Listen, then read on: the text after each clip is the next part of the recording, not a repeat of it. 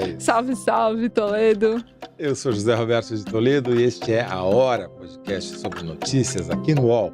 Eu sou Thaís Bilenque e toda semana a gente bate um papo sobre os principais assuntos do noticiário. Hoje, hein? A Hora. Direita sem dono. Partidos com dono. Aos vencedores, as emendas e vice-versa. Lula quase dá PT. O segundo turno em São Paulo. A hora e a vez do único prefeito remendado e não reeleito. Quem entendeu o que aconteceu essa semana? Chegou a hora. Thaís Bilenque, temos que agradecer o público essa semana, né?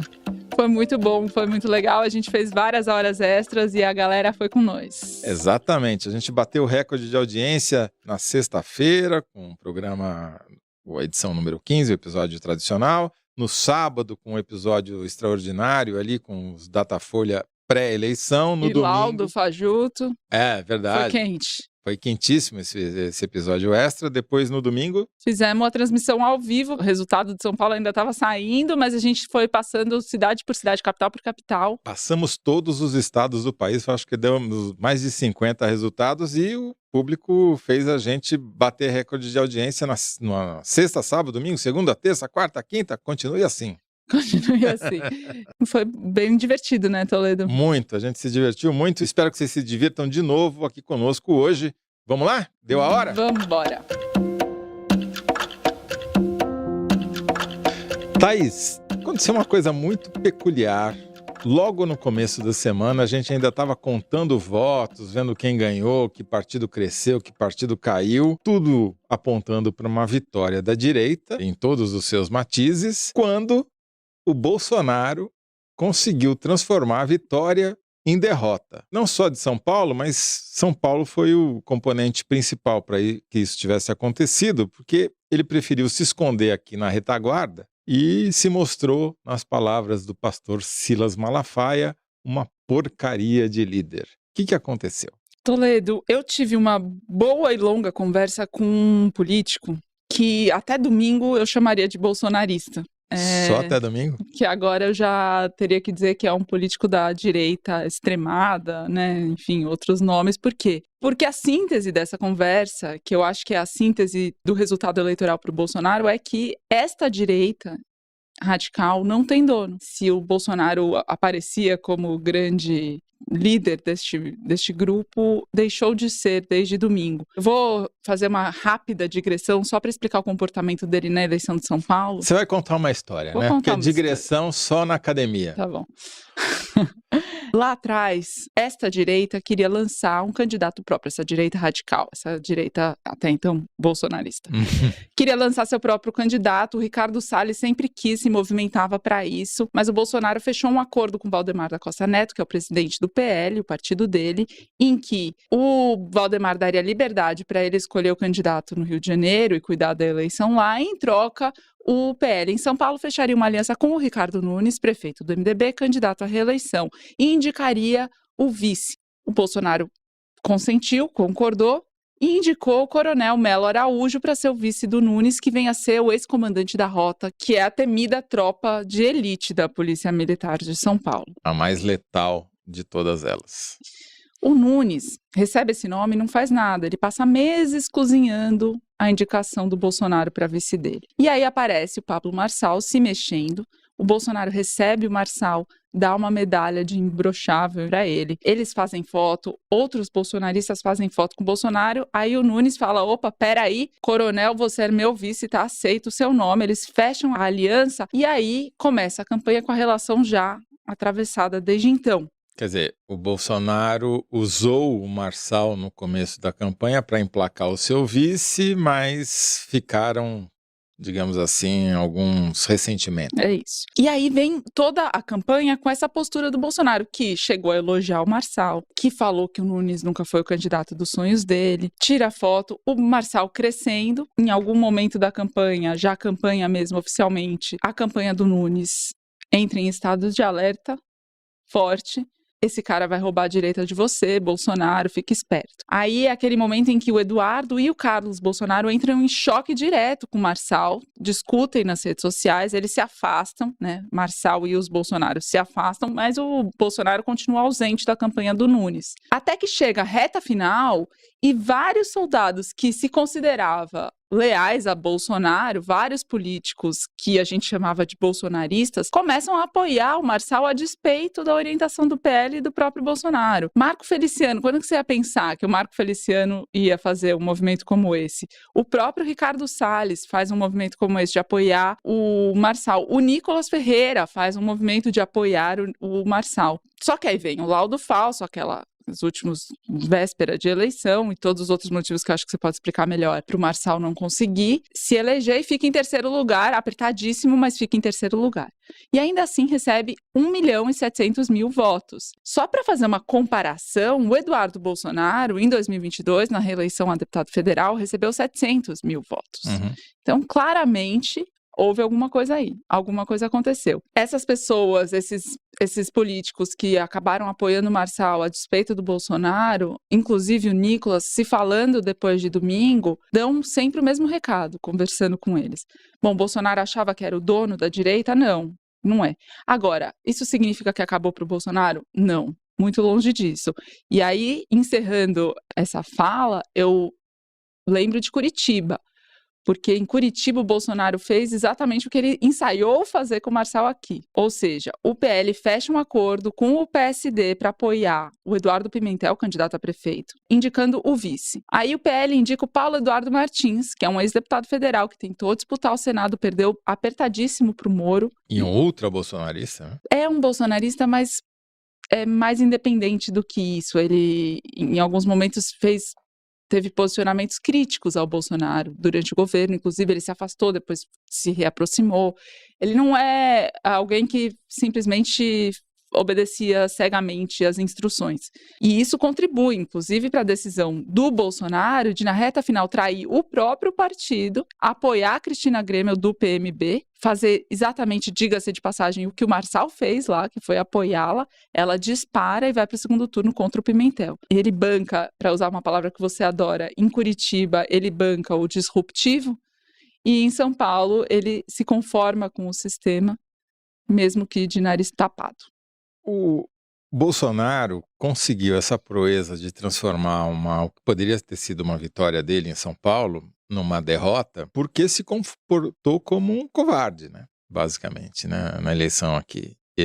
O que o pastor Silas Malafaia falou na entrevista para Mônica Bergamo, colunista da Folha, nossa colega aqui, que foi uma excelente entrevista, foi basicamente dizer que você não lidera da retaguarda, você tem que dar à frente, você tem que estar na frente da batalha, você tem que apontar os caminhos. É fato que o Malafaia não falou isso apenas porque ele quer o bem da direita. Ele também tem um interesse comercial em jogo. Pablo Marçal criou um novo modelo de negócio para a religião, independente das religiões, das igrejas, né? Ele criou uma espécie de liberalismo religioso, né? Você tem uma conexão direta com Deus sem intermediários, desde que você pague um pedágiozinho para ele, Marçal. E isso, obviamente, colocou as igrejas evangélicas em polvorosa, porque ele rompeu a fronteira geográfica. As igrejas, embora tenham presença digital, tenham programas na televisão, elas dependem da presença física dos fiéis na igreja, né? E ao culto.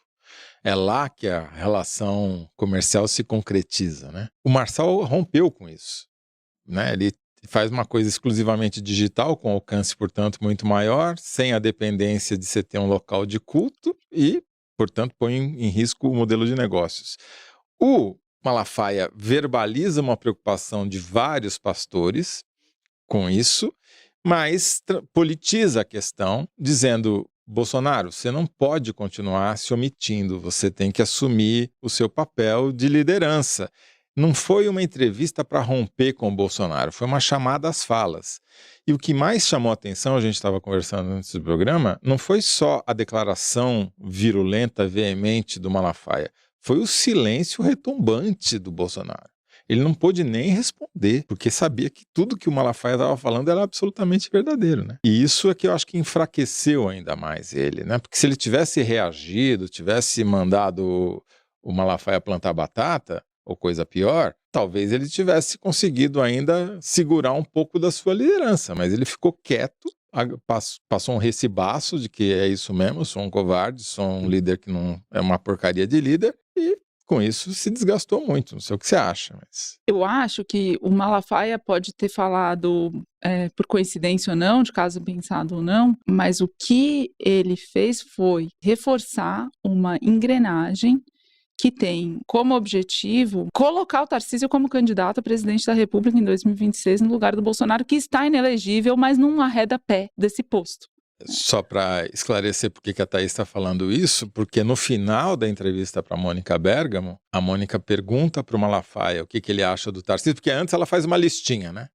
E ele lista todos os traidores, né? Começa pelo senador do PL do Espírito Santo, Magno Malta, passa pelo Nicolas Ferreira, fala mal de todos aqueles que apoiaram o Marçal ou que não falaram contra o Marçal, e termina falando que mudou de opinião em relação ao governador de São Paulo, Tarcísio de Freitas, sinalizando que ele poderia ser uma opção para 2026, sim, caso o Bolsonaro permaneça inelegível até lá. Mas aí eu acho que você podia explicar por que isso era um tabu na direita e deixou de ser. Então, ele quebrou um enorme tabu, porque para o Bolsonaro e para os filhos dele, esse assunto era um não assunto.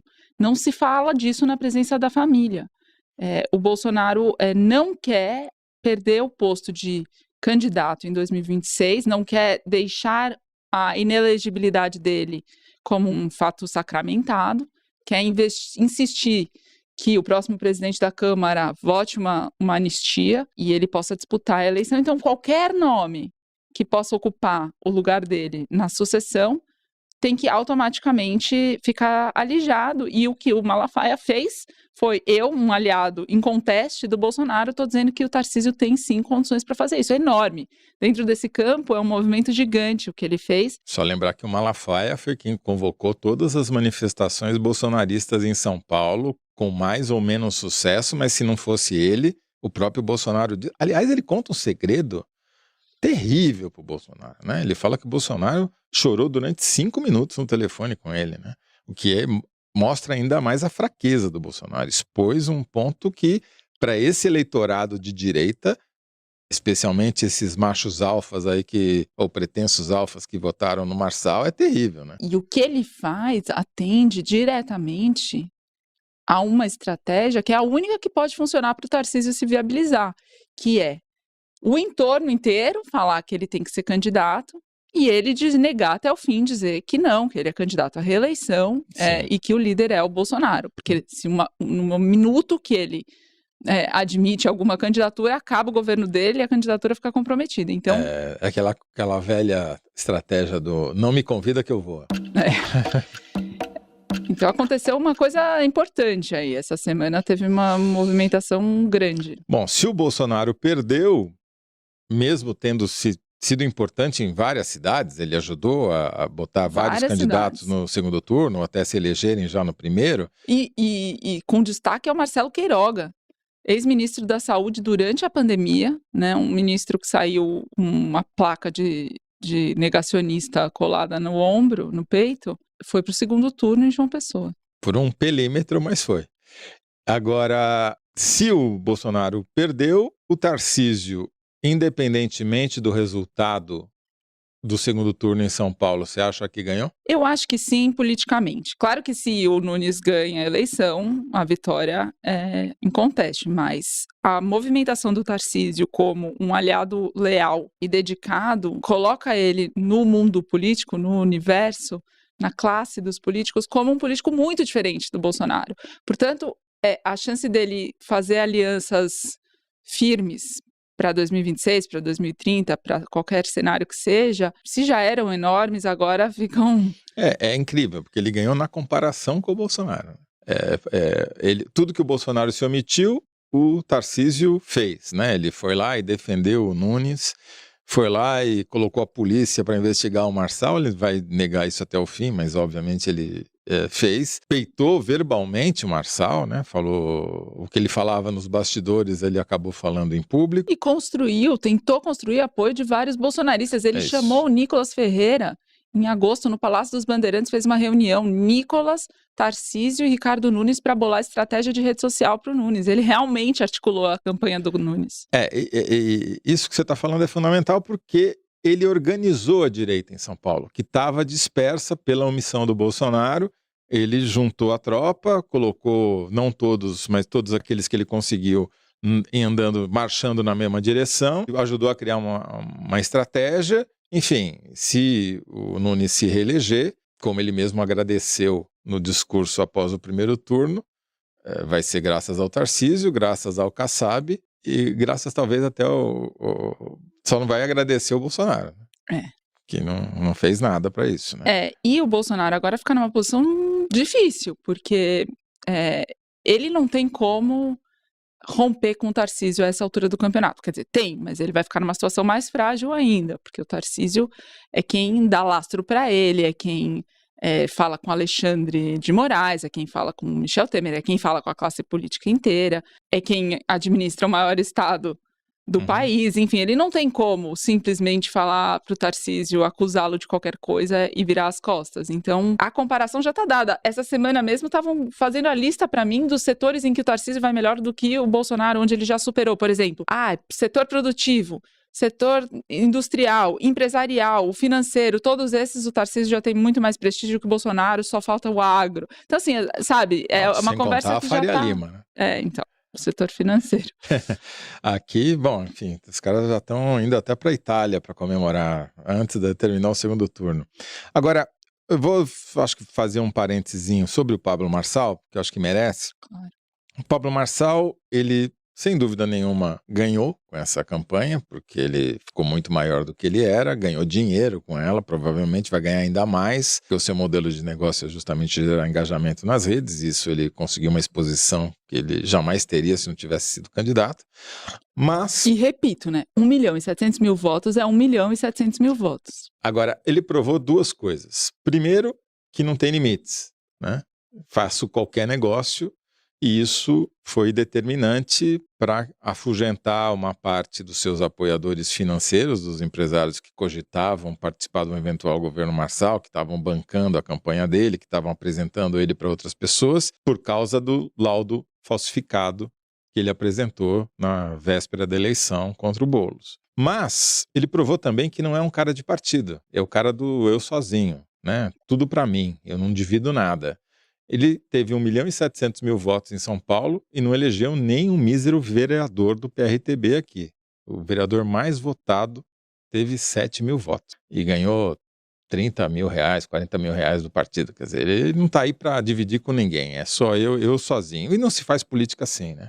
Mas mais grave que isso, Thaís, é que juridicamente ele está frito, porque na melhor das hipóteses para ele deve vir a ser condenado por divulgar informação falsa e por difamação. A divulgar informação falsa durante a eleição é crime eleitoral, 8 anos de inelegibilidade, ele está fora não só da eleição presidencial de 2026, como da eleição presidencial de 2030. Então os planos políticos dele vão ficar bem adiados, mas ele lançou um novo modelo de fazer política, de fazer campanha eleitoral, dispensando horário eleitoral gratuito, que certamente vai ser copiado, se é que já não está sendo copiado, e vai virar não sei se uma moda predominante, mas vai prevalecer no futuro. E mais que isso, né, Toledo, o que ele fez foi mostrar essa divisão do campo bolsonarista. Então, assim, isso já aconteceu, ele é a pessoa que simboliza isso. Ele não vai se beneficiar diretamente disso, mas ele colocou a cunha que vai ajudar o Tarcísio.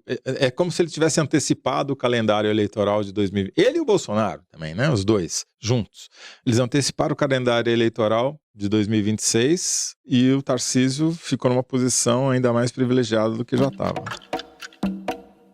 Agora, Toledo, é muito curioso que o Nicolas cresceu com essa eleição, na minha avaliação, acho que você tem até números que mostram isso. Nicolas Ferreira, o deputado federal mais votado do Brasil, né? De Minas Gerais, fez campanha para vários candidatos em várias cidades, foi bem sucedido, você já vai dizer.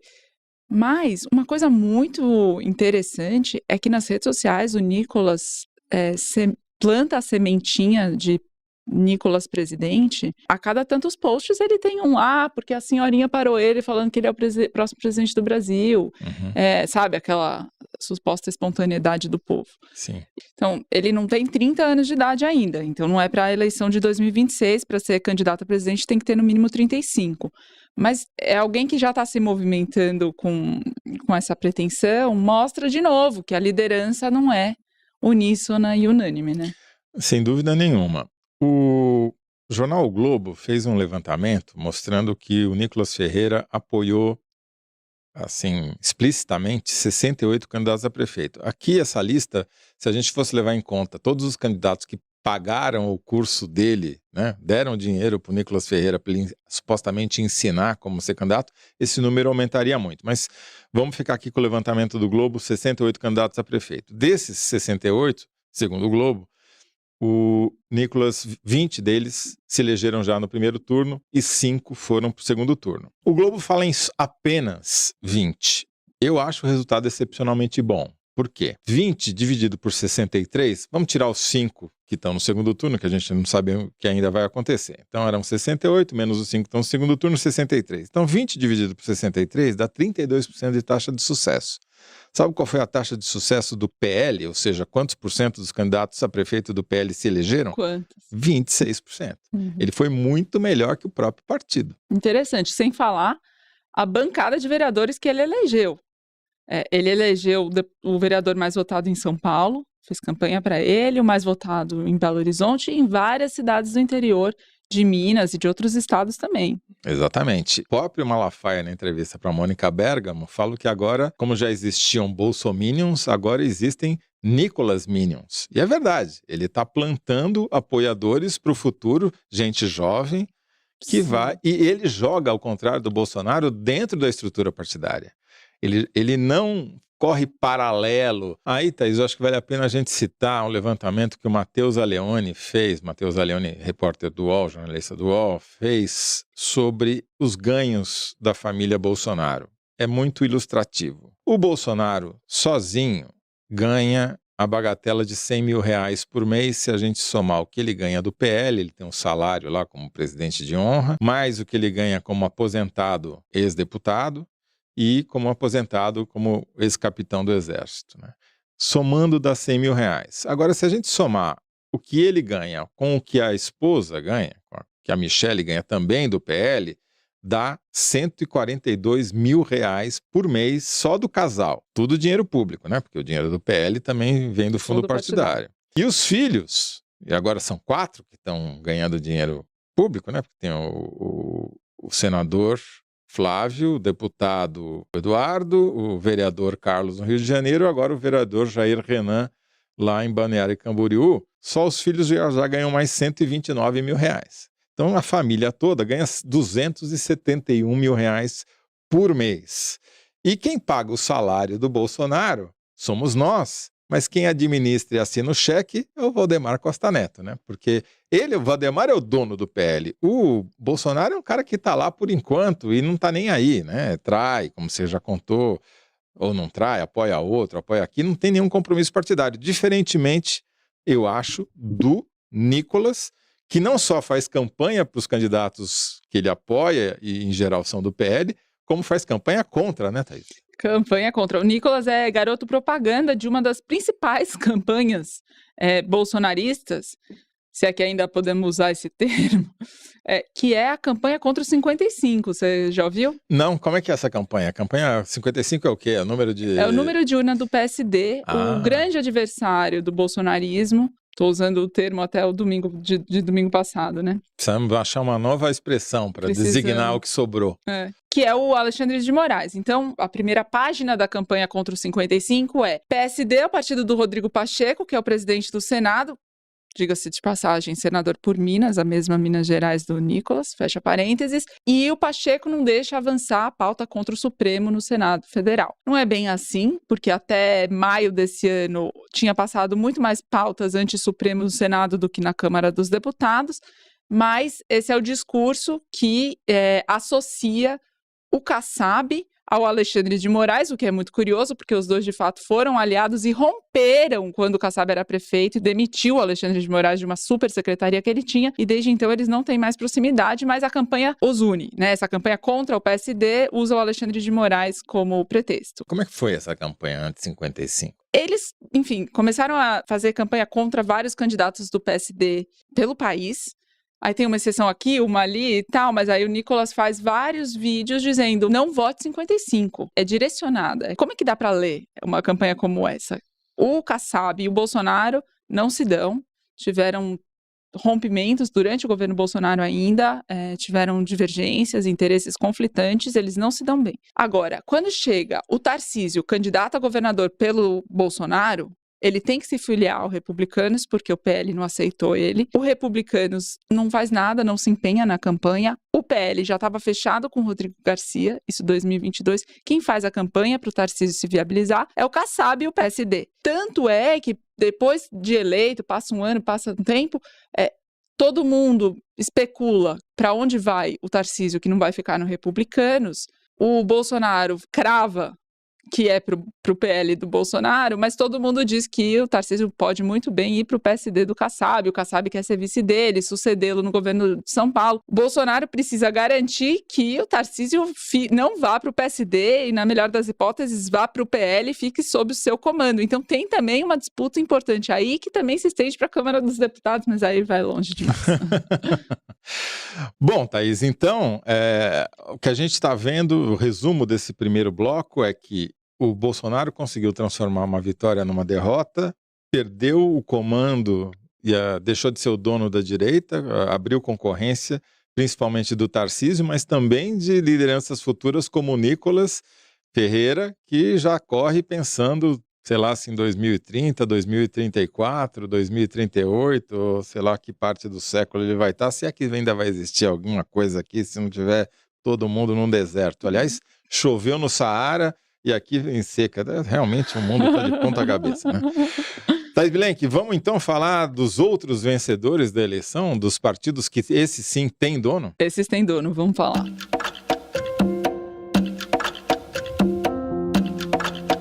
Toledo, os partidos que você chama de arenão são os que mais cresceram em números de prefeitura. O PSD superou o MDB, mas ambos cresceram e continuam sendo os maiores partidos do Brasil. Mas o PL, o PP, o União Brasil tiveram bons desempenhos. É isso aí. Vamos lá então. Primeiro que tem que registrar que o PSD é um fenômeno. Partido fundado pelo Gilberto Kassab em 2011, ele em apenas 15 anos, menos de 15 anos, conseguiu sair do zero para se tornar o partido com o maior número de prefeitos, elegeu até o primeiro turno a bagatela de 878 prefeitos. E está em 10 no segundo turno. Está em 10? Tem 10 candidatos no segundo turno. Pode crescer ainda mais. É um crescimento de mais de 200 prefeituras, bem mais de 200 prefeituras, além do que ele já tinha eleito 4 anos atrás. Então, sem dúvida nenhuma, foi o partido, só o fato de ter passado o MDB, que era o partido com o maior número de prefeitos desde o fim da ditadura militar, né, já é um feito histórico. A gente levantou isso juntos, inclusive. Eu só vou lembrar. O Kassab atraiu prefeitos eleitos de outros partidos de 2020 para cá, depois de 2022 em particular, depois que o Tarcísio ganha o governo do estado, ele se torna o secretário e homem forte do governo, mesmo antes das eleições. Então tem um trabalho que se alia ao desempenho eleitoral, que é o trabalho de articulação. Muito bem lembrado, porque na verdade esse foi o grande mérito do Kassab. Ele ganhou a eleição antes da eleição acontecer. Ele se tornou o maior partido antes de as pessoas irem às urnas, porque eles realmente conseguiu captar se tornou o maior partido do Sudeste, vai super bem em São Paulo, vai super bem em Minas Gerais, elege o prefeito, né? Coopta o prefeito do Rio de Janeiro, reelege o prefeito do Rio de Janeiro, segunda maior cidade do país, quer dizer, ele forma uma base muito sólida. E não é só isso, Thaís. Se a gente pegar o eleitorado governado pelos prefeitos do PSD, claro que ainda tem o segundo turno e São Paulo, né, vai fazer diferença. Mas ao final do primeiro turno, 18% do eleitorado brasileiro será governado por prefeitos do PSD, do Gilberto Kassab. É o maior número ao final do primeiro turno. O PL do Valdemar Costa Neto, está em segundo lugar com 3,4% do eleitorado, e o MDB está logo em seguida, em terceiro, com 12,5%. Aí você vai dizer, bom, São Paulo tem mais de 9 milhões de eleitores, se o Nunes se reelege. ele vai para primeiro lugar, provavelmente, vai depender aí dos outros 10 cidades onde o PSD tem candidato no segundo turno, mas dificilmente, se ganhar São Paulo, ele...